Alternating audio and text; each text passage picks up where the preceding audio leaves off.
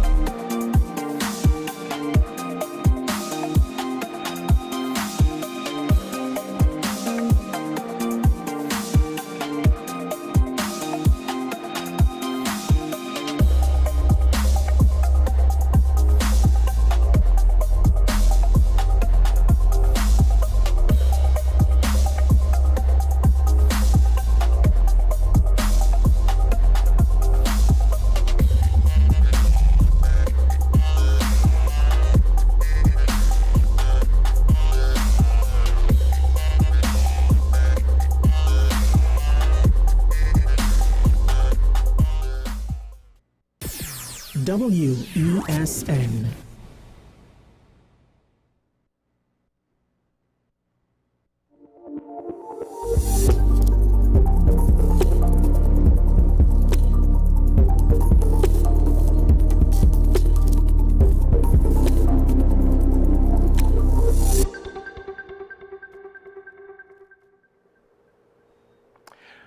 Well, I think we're on the air. Hello, everybody. Welcome to the program. This is Andy Johnson here with Rona Batiste on this edition of the program here on WESN. 10 questions. We're trying to focus in this edition of the program, or we will focus. Our focus is on the question of the role and function of women in the society, and we're using Trinidad and Tobago as the society. I guess Rona Batiste, someone who needs no introduction to people who pay even the slightest attention to social development and social activities in Trinidad and Tobago and the region. Good to have you. How are you doing? Pretty good. Great. Good to be here. Thanks for coming on. You're welcome. Yeah, the note that I sent you, I thought maybe there is a place even before that we could go back, but you know, from my generation, I'm thinking about the period in which the Housewives Association was set up in Trinidad and Tobago, and I've always seen you between then and now, from then to now, seen you as a significant advocate for women and women's rights and women's development in Trinidad and Tobago. Let's talk a little bit about that. Well, Andy, that period which circumvents the 70s, early 70s, brought together an electricity in the air, and it started probably from the 60s when you had the flower power in the States and the hippie movement, and it built up to the point where by the 70s you had a generation of women who, like me, was having first-time access to, say, tertiary education. So the level of alertness was high. And here at home, by the time I got back from my own studies, you had a group of women who were super activists, and they were ready, willing, and able to just go forth in bringing about change in what was a status quo that was dead, boring, and simply not working for us. Well, I suppose that's cyclical.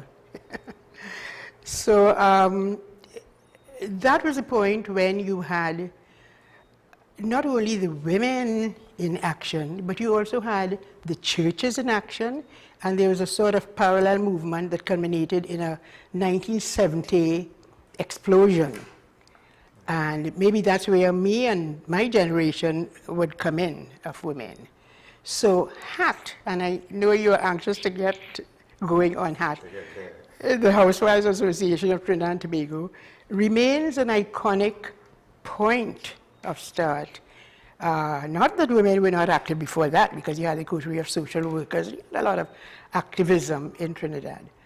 But that my particular peer group of women, and it included, and I brought a book here to show you that we had recorded among these 90 prominent women, a whole slew of women activists, with people like Zaleh Hassan Ali, you had Faith Wiltshire, you had Hazel Brown, I think this looks like June Gonzalez. June Gonzalez. I mean, and these You and Donna women Womack Davidson. knew People that like they wanted change. Annette Wiltshire, and she reminds me a lot of what actually took place, because she headed she chaired HAT for a while I was busy with the women's work, church work. So anyway, but so yeah, this activism brought out the best in the best of women at the time. And what was interesting was that the swath of women that it encompassed crossed class, race, religion in particular, not to mention racial colorings, but that group of women had one focus. And what I'd like to make as a point, a pertinent point today, is that I haven't seen this particular glue that held those women together at that time present today. You're saying it doesn't seem to be existent. There doesn't seem to be a? You're saying that it doesn't seem to be existent, the glue that held. No, like it doesn't exist. Not that we don't have excellent groups of women in their little pools of whether it's religion or culture. Not that at all, and they're doing fantastic work. But what I'm saying is at that particular time, with that particular electricity in the air, and indeed in the globe, what you had was a coming together of women who just knew that they had to be the catalyst for change. And without reward, without recognition, that group of women who went for it.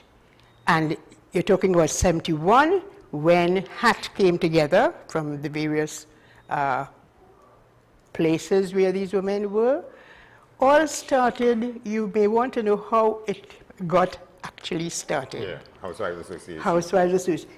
In my recall, it started with a woman who wasn't even Trinidadian. I think she was Italian, Hilda Mondi. And she protested, she was fed up. Boutique Chantal, she was Erica Hawkins' very good friend. They worked together. And she was just fed up of the misery of the garbage collections and so on. And she decided to protest. She sat down in front of her garbage, and the media covered it. And that triggered other women who said, heck, if you could do it, we are going to support you, and we're going to do it ourselves. So that, in my recall, was the starting point of a sort of, we have to do this thing and get together.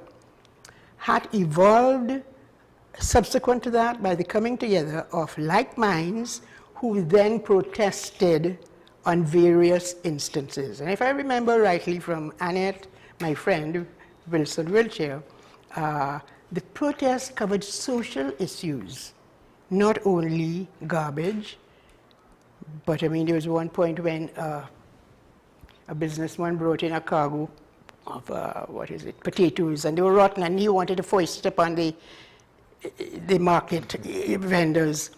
And HAT said no. But anyway, that was just one example. Yeah. I mean, there were, I remember us going up to Tunapuna to confront the councillors in the Tunapuna County Council to talk business, and they absented themselves. And we therefore proceeded. I remember standing on the desks and turning over the pictures to show our disgust. So we were activists.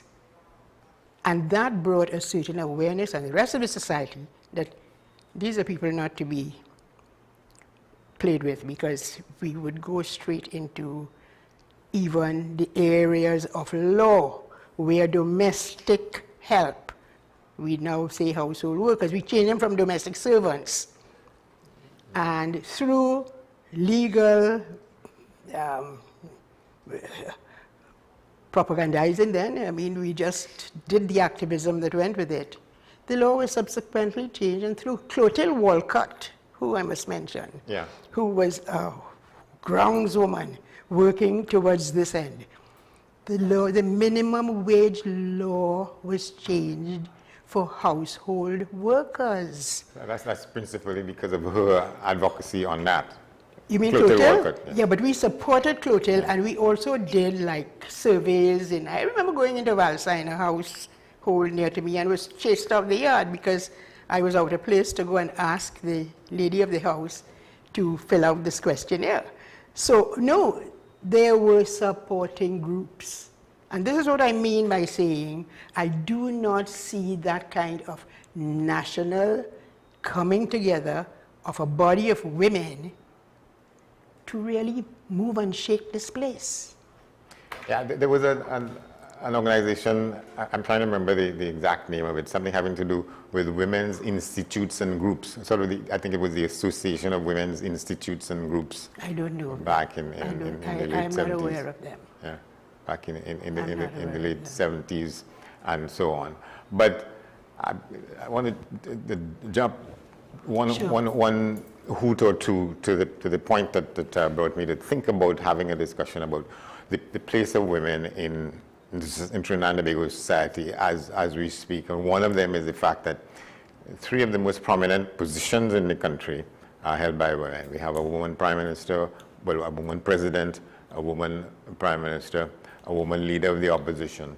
One of them said, and I think this is the leader of the opposition, that in the parliament, women's presence can change or ought to change the conduct of parliamentary discussion and debate, because women see things differently and speak about them differently, take action on them differently, and that should be brought to the conduct of the business in the parliament. What might be your views on that, if you pay attention in these days to the conduct of the parliament? Like how can the presence of women affect the nature of what transpires in the parliament? Well, you're absolutely right in that, yes, we have 3 prominent women in the most powerful of places. But you're also right to ask, has anything changed? So therefore, the next question is, what is the quality of, 1, the change that we want? Do we want it to continue to be same old? Or do we want our men to be emulated by the women, and therefore women become men in their actions? Is that the answer? So I guess that's what you're trying to get out of me. Without a doubt, the power of any group of people lies with the leadership. So yeah, we need the satellite groups, the church groups, and the education groups and so on. We need those. But ultimately, they would serve just as lobbies for the real dynamite, which is the power structure at the top. So my plea to women throughout my career with women continues to be actually to get into the political arena, bad as it may seem to be, threatening, and it is the only place where your change can be made possible through the system that exists, which is the democratic system and which is the political system. So what the leader of the opposition is saying is, yes, we need more women to balance this structure, but we need more women who do not want to become men to prove their bully. You know, women are not alpha males. Never could be. Alpha females probably, and that's where we have to exert our influence, in our alpha female nature of leading without being necessarily bullying and scavenging, which is what unfortunately we have come to associate with male leadership. So I'm sorry about that if I offend anybody, but so we don't want to exchange scavenging males for scavenging females, but so what we need to aspire to is, yes, go into the power structure, which is that bad word that we hide from, which is politics. Don't be afraid of politics. It's like anything else. Some of us were brought up to be afraid of sex. So what can I say? We have to overcome these fears and move to the reality of getting into the power structure and enacting change there. And we have the people to do it. Right now on my Facebook, I mean, I can call out names of powerful women who, through their writings and their activism, they are affecting a lot of people. But they need to be more than out there. They need to be inside Parliament. So I agree with what the Leader of the Opposition says. Yeah, and what would a new Parliament and parliamentary discussion and debate look like if there's a commitment to do things differently, given what the Leader of the Opposition is saying? The conduct of members of Parliament is not what it should be, and that women should sort of lead the fight in making it more accessible to a lot of people. A lot of people find that there's no value in paying attention to what goes on in the Parliament, in the way in which a lot of what happens hits the ordinary viewer or citizen, and that things need to be done to make it worth more of people's while in the Parliament. What are some of the ways in which you can see how that could change, how the conduct and the behavior of women in the Parliament sort of stand out, get to a point where you can draw a reference as to how this is an improvement on decades ago, and to some extent it continues? How can you bring decency through the women to Parliament? And it can be done. I mean, because our nature really as women is to be less confrontational, less bullying, all these being male characteristics, and most of all being less vulgar or indecent, which is where I think you want to head. How to get the indecency out of Parliament. Yeah, women can do it. I mean, the people I follow very closely, I admire them very greatly on my Facebook, are women who do not degrade themselves, but they're powerful. I can see them in Parliament not having to say a single bad word of disrespect and getting their messages eloquently through. I can see that. I mean, I can even call names. You know, I can start with Susan Louis, who has had to reside abroad, but she's 100% Trini. And what she writes and the challenges she takes up is another one. I mean, right here, I mean, people would talk about Nalini Dial because she's been in politics. She's outspoken. She has certainly been tested. But her emotionalism that people see as vulgarity, that is who she is. And she can make a difference. She is making a difference. You have Rhoda Barrett. People don't like her because she has a different viewpoint. But she is not only a brilliant person, but she's articulate. And she's spot on in seemingly, I mean, I have to say seemingly, diagnose the illness. And there's so many. There's Marshall Lorraine Walker, a very lovely young, very religious person who doesn't push her religion in your face, but she's spot on. So we have the quality women out there. We just have to get them into Parliament. Yeah, and there's the other, well, Dr. Rhoda Reddock, who did a lot of intellectual work on women's role and absolutely, absolutely. So where we, you would say, if you could look at a pendulum from when it started to now, on this road to making public affairs more palatable to the rest of us, and that the responsibility is being put more and more on women in public life? How far have we traveled? Yeah. I think we've done pretty good. We have traveled far. We've had a lot of struggles. Let me lift this book because Pearline to Springer gave this book its title. It was one of Imprint's first gems. It's called Caribbean Women in the Struggle, and it is a delight for those who are seriously interested in making a change, especially if you're a woman wanting to make that change. So, yeah, we have come a long way, and it is a natural evolution. We have to have the patience. I'm very proud to see where we have got. We do have 3 women in power positions, and that is prominent good. position, in the top positions in the country. Yes, yeah, and whether you like it or not, they're making a difference. So isn't that what we wanted when we asked for change?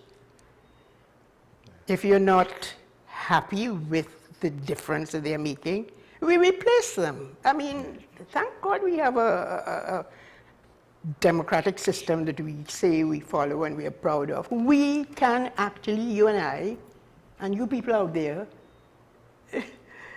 don't throw the blame on them. You got to look at us, you know, and be able to do something about it. And the polling, going to the polls every 5, it's one way. I mean, I join with my darling Peter O'Connor every now and then and say, yeah, not a damn, you know, none of the above. But the reality is, if we want to be part of the system and if we want to question, we have to be part of the solution. And the democracy we have, that's what we have. We got to make use of it. I don't know if that answers your first part. Quite a bit. Yeah, quite a bit. Yeah, the second part is, if you would indulge me. Oh, certainly. I'm an old teacher. I jotted down a quote here that came to me about where we are as women now in this place. And this is the quote. I said, we women have lost our virginity to education and progress, aka development. Our mothers never did lose their virginity, even as they bore several children. They remained innocent because they held a family together. So, I don't know what you want to respond. No, I'm processing, you use the term virginity. Well, for a lot of people, you know, on the ground, that has a particular connotation, but I was ruminating on the fact that you talk about the essence of women. The symbolism of innocence. We came from an innocent generation. Our mothers were not all saints, but they were good people, they were innocent people, they were hardworking people, and they knew what aspiring was. And I'm talking about across all the ethnic communities. I mean, pride and goodness isn't the preserve of one chosen godly group of people. I mean, it was liberally dispersed, and our parents came from that generation. What they produced was a generation, and let's focus on the women who had opportunities. We were lucky, we were blessed, we got them and we ran with them.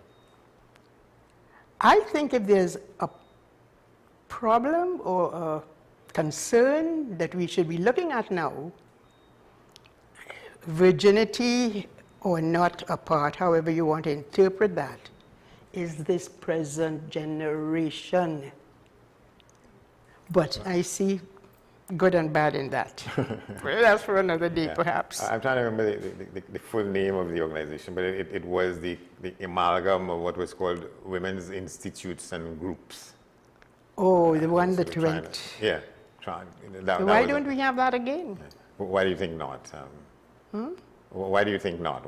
Why does it? Why don't we think not? Maybe No. we become too bright for our own good. Maybe we become too stoush, too selective, too pompous, too full of pride, and too greedy. We have become, like our men, too greedy. So we don't think much about other people, and therefore we become bullies, and the womanhoodness of us becomes lost. So therefore we hide in our little safe groups, and we do our little charitable things, and we have our meetings. You mean separately or as a particular community of women in the society generally? To what extent do you know that it continues to happen, that whatever the nature of a particular organization, there is a chain link that hooks up women's organizations generally and try and find a path to putting a new or different stamp on what happens in the country? Perhaps that is one way. I mean, you will need a very sensitized person or group of persons to do this knitting together. But it's possible. The thing with HAT was that it was a kind of spontaneous combustion.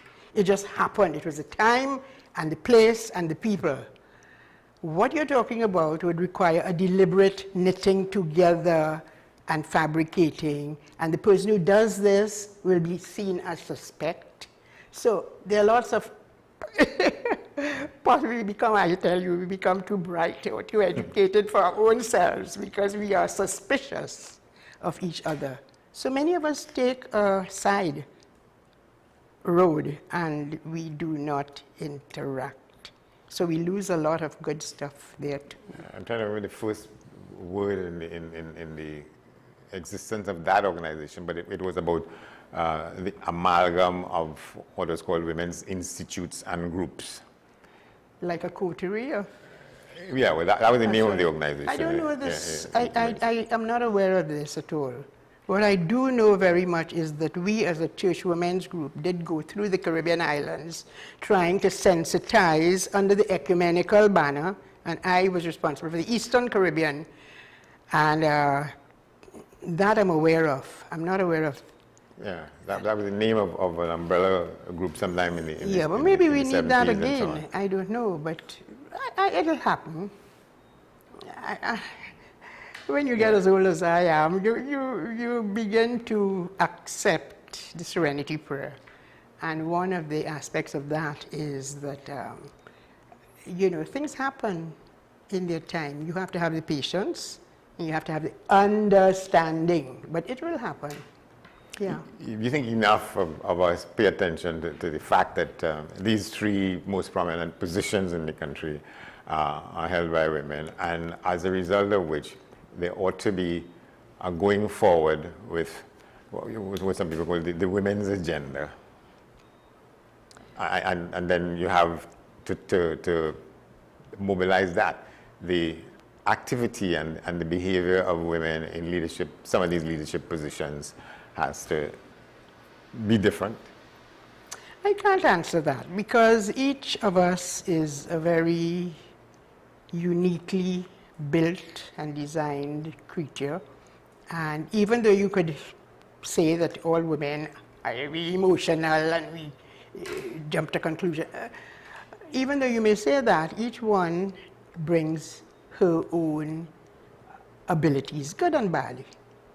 So I have to beg really from answer, not to differ, but to put it aside for the time being. Yeah. As we speak, what are you involved in terms of addressing what I continue to call the female agenda, the woman's agenda in Trinidad and Tobago, across the Caribbean? Because you have, Barbados, Yeah. You've had women prime ministers in Dominica, elsewhere and so on. So that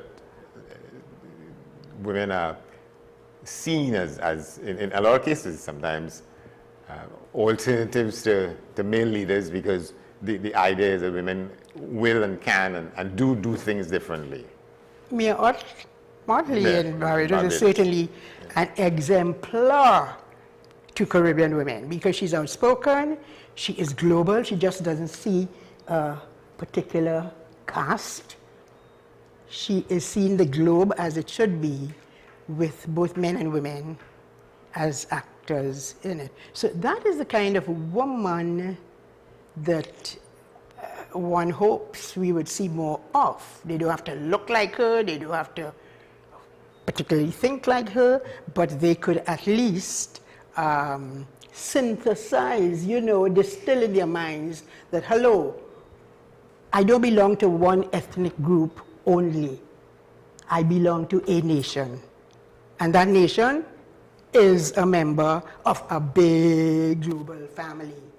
That is the driving concept that every woman, especially the female leaders, should bring with them in their femininity.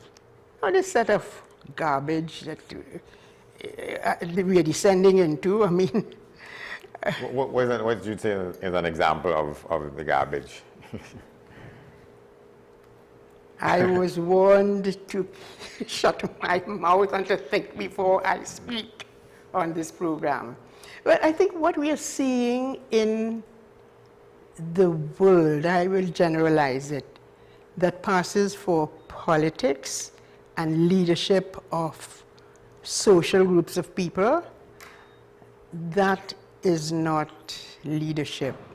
It is petty, getting even, it's a meanness, it's unacceptable in leadership. And worse than all that, the method of fighting for this power position, wherever that is, the means to do that is to use negative, garbage-like means. In language, you see it in the language. I've never before opened my Facebook or my cell phone and seen so much gutter in my face, never before. And I'm 88. What do you expect our youngsters at 5 and 6 opening up their cells and being on? What kind of culture are we giving them? So I say shame, especially on you women who encourage that kind of gutter. I mean, Do you think the way in which communication has moved to everybody who has a device in their hand and people put their arguments there without having it checked by anybody and feeling the freeness to see what you want and it goes out there? You think that is something that should be addressed? But addressed by how? Are you going to bring draconian methods in which you ban cell phones? Some countries have done that successfully, but their ideology is not a democracy. So in the final analysis, we have to choose. Do we want a free-for-all with gutter culture, or do we want a democracy that I call social democracy, but that's a bad word to a lot of people. So where we combine the welfare of the majority along with the democratic principles. It can be done. The prospering European countries like Finland, Norway, all these places, everybody wants to go and live there now because these people have been practicing social democracy. So yes, draconian at times. You have to say, no, my children are not going to school even. I know they're not going to be using those cell phones. No, we have to learn to say no. Yeah. So what's it like for somebody like yourself who's been a warrior in the field for some time? You get you take it on, you get despondent because things aren't happening as they should, or things that are happening ought not to be happening. Yeah, it can stress me because at this particular stage in my life, when I should be sitting in a corner reading the Bible or saying a chaplet, a rosary, that doesn't appeal to me. What appeals to me is going on my computer and knocking out all the thoughts that have been accumulating. And that to me is my contribution, because I am not a group person. I have absolutely low tolerance for meetings and that kind of thing. So ask Ken Gordon. You will know. But that's how I am built. So I get my satisfaction from putting out the thoughts that have accumulated and I've learned and tested and tried and failed. Lots of them were failures. Lots of them were success. So I share this every day through my daily posts on Facebook. And I write my books. Yeah. So what propels that? What propels our social consciousness? Yeah. The social consciousness would have come from where I grew up in Tunapuna. It was a middle-class home, a single-family parent. My mom, our mom, who did such a fantastic job, like all other mothers, many other mothers, in bringing up a family of 5, my grandmother herself, and 3 children. And we grew up in a very, pretty religious Roman Catholic home. So the values of that religious system, as with other religious systems, shaped me into caring for the masses, not caring for blowhards who want to come and locho on you. That's another story altogether. No, I'm talking about how can we level that playing field so that some of us don't have too much, or if we have too much, we're able to share it in a more equitable manner. And then going through the system of convents, I was educated in the convent Board of Spain, and then went up to college to another Catholic women's institution. So Roman Catholicism is heavily embedded in my system, and I think that could have brought about the social awareness. Plus the village that brought up this child, Tunapuna. Yeah, I saw some of that. I've been some of the stuff you sent me as I was preparing for this discussion, and I think you made the point in there that in those times, a village raised a child. You're right. We've lost that, you think? Oh my God, absolutely. That's the virginity I talk about. It's an innocence that we have lost. And growing up in the different, whether it's a Chinese shop at the corner, or a mixed breed, half Indian, half Creole family opposite, Muslim family on the other side, we visited each other's homes, took part in each other's celebrations, joys and sorrows. You know that because you come from deep south. Yeah, our village was about. It's a way of life. Like so suddenly, how come you are Indian and you are African and you are, God alone knows where you come from. We are Trinidadians and Tobagonians first and forever. This is our land. This is our homeland. You could imagine going back to Africa. Where are you going back to Africa to? Where? If I'm going, I'm not going back. Thank you very much. Kitty Hannes said that at the Express. Oh, remember Kitty Hannes? Very stoush, pompous lady journalist. Going back to Africa? What do you mean by back? He's sending for India, going back to India. Well, but our cultures are rich. They brought us certain values. Let's embrace them. And I think, in all fairness, we're doing a pretty good job in Trinidad and Tobago. Don't you think so? Relatively speaking. Relatively speaking. Comparative with other emerging societies. Relatively speaking. We're doing a pretty good job. But that it would be even better if there is this acknowledgement of the fact that women and women leaders tend to want to do things differently, or should be doing things differently, from men in these organizations and institutions, including in the parliament? Sensitizing will do that. I don't know if it will come now, but certainly in the next generation, it will. I have hope. I really do have a lot of hope in our women and in our men. I love our men. Yes. But that conscientious-wise, you think that women bring something different and something, well, I'm not sure I want to say better, than men when it comes to leadership of one kind or another, when it comes to defining who we are and who we must be.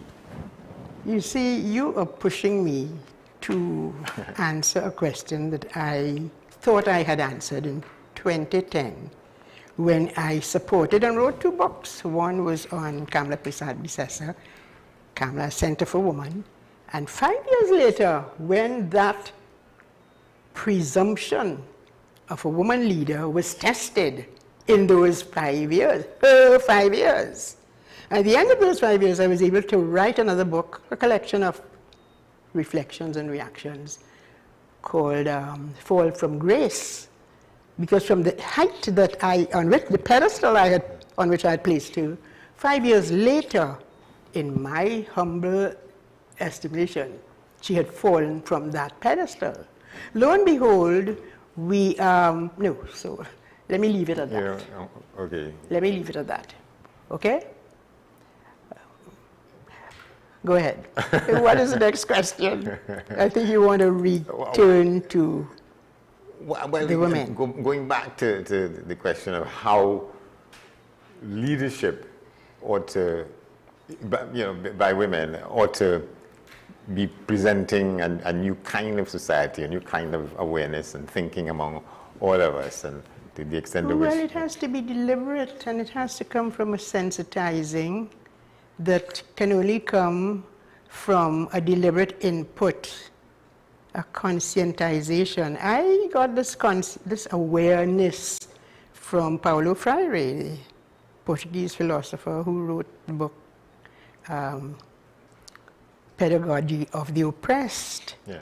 And he turned church people who were busy with the altars and so on. So when I went out to my church women, I was able to say to them, stop fixing up the altar and mending the priest's clothes. What you need to do is to go to the brothels next door and find out why those women. Talk to them. So it was a radical change of thought. You understand what I'm saying? Yeah. These new power-filled ladies, the 3 power women we now have in charge, we can't do anything for them.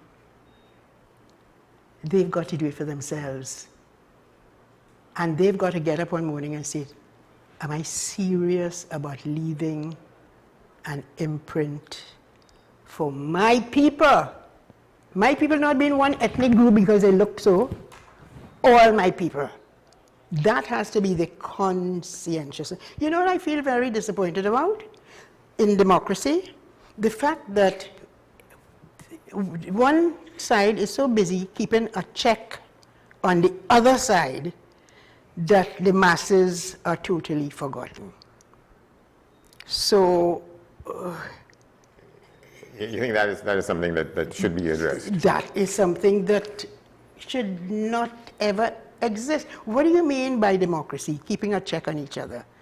It is keeping a check on the system so that the bottom layer, the masses are protected. You don't get that. What you get instead are petty demeanings, one of the other. I mean, it is so sad. That's the garbage I talk about. And we waste so much time while the rest of the country is rotting. So I know what you're getting at, how to really bring change through the women. I can't answer that. Some of us are doing the best we can. The women we put there must take it from there. Most we could do is to keep chucking them. Yeah, because I go back and it keeps coming back in my mind, this idea of, and that was decades ago, organization of this grouping called the Federation of Women's Institutes and Groups. Why don't you that, look them up? Yeah, it just They faded. still exist. Well, had faded, became redundant. The Housewives Association. Yeah. And the name may have been changed because there were some of the more radical women who felt that that is not a proper name for Housewives Association was not a popular name because a lot of the more progressive women, it didn't matter to me, but housewives sounded sort of, retarding housewives. No. So I suppose the better name would have been, what worked was domestic servants. We stood up against that servants with the domestic to be removed totally, and that happened. Yeah. It was removed. We don't refer to household help as domestic servants anymore. But after when I was growing up, that's what we called household help. We call them household helpers, not ever domestic servants. But Housewives Association remained, and HAT was a formidable force to merchants, buyers.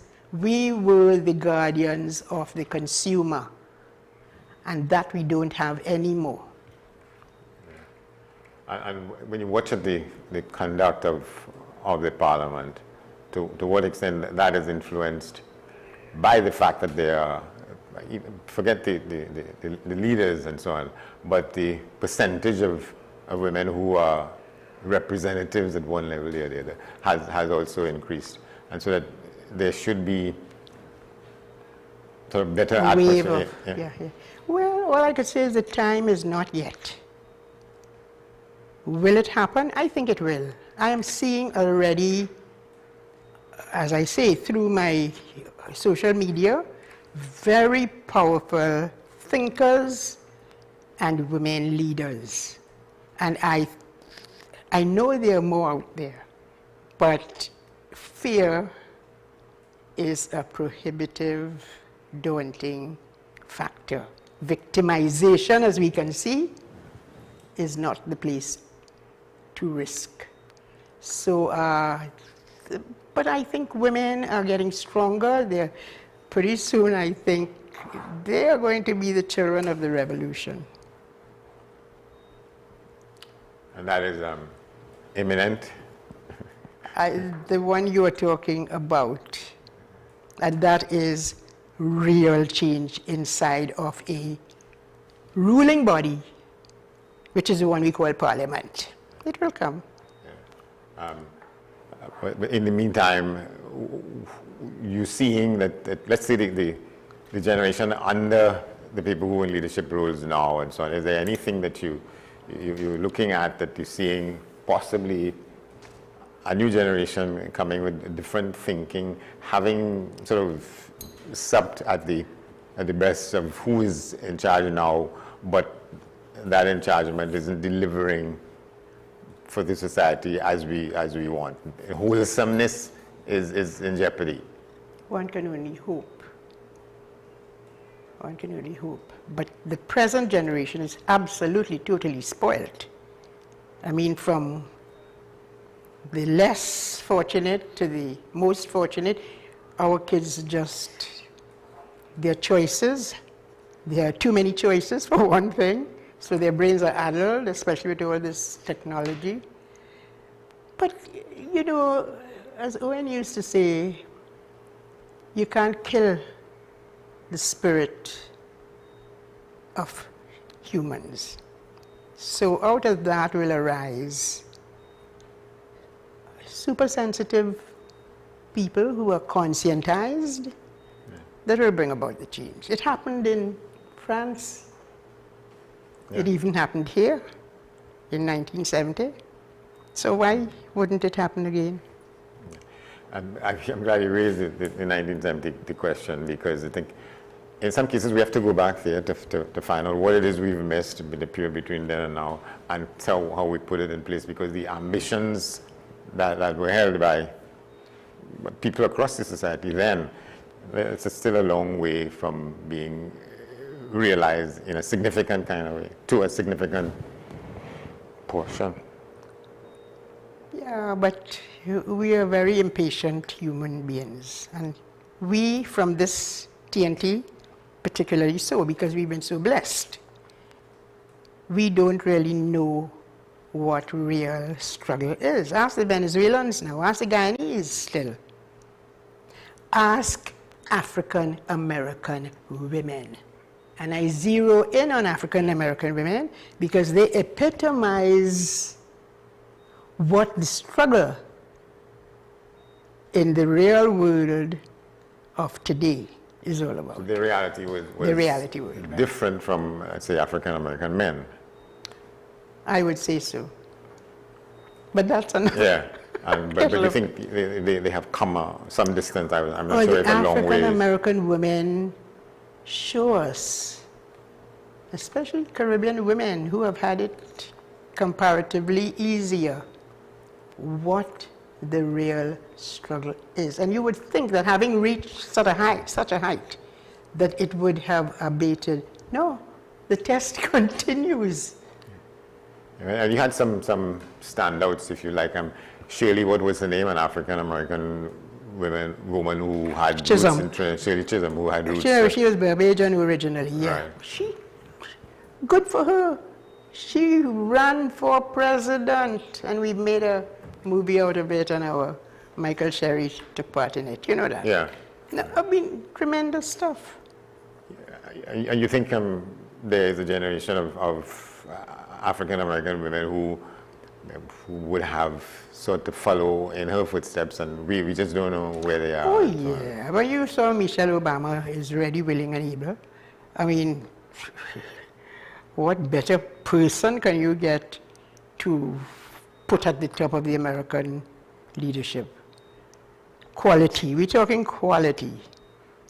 We're talking quality. We're not talking garbage. We're talking class. And you're seeing more and more that Mrs. Obama was a significant influence on Mr. Obama.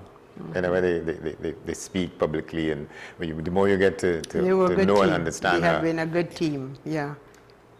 Which again dispels the myth that, some people can't live together depending on their ethnicity. A lot of garbage, only garbage. I mean, the world is too full of garbage. Maybe that's why it's cleaning itself. This is the planet Earth, I mean.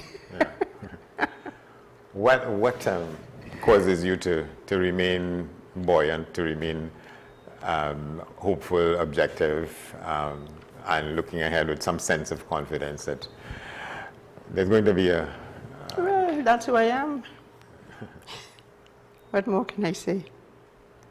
Genetics, Tunapuna, the village that brought up the child, my friends, my people. I love my Trinidad and Tobago. I love my Caribbean. I just love being a child of the universe, I guess. Baptiste, thank you very much. Well, thank you, Andy. Love you. Yeah. That's been 10 questions. Thanks for watching. We'll see you next time.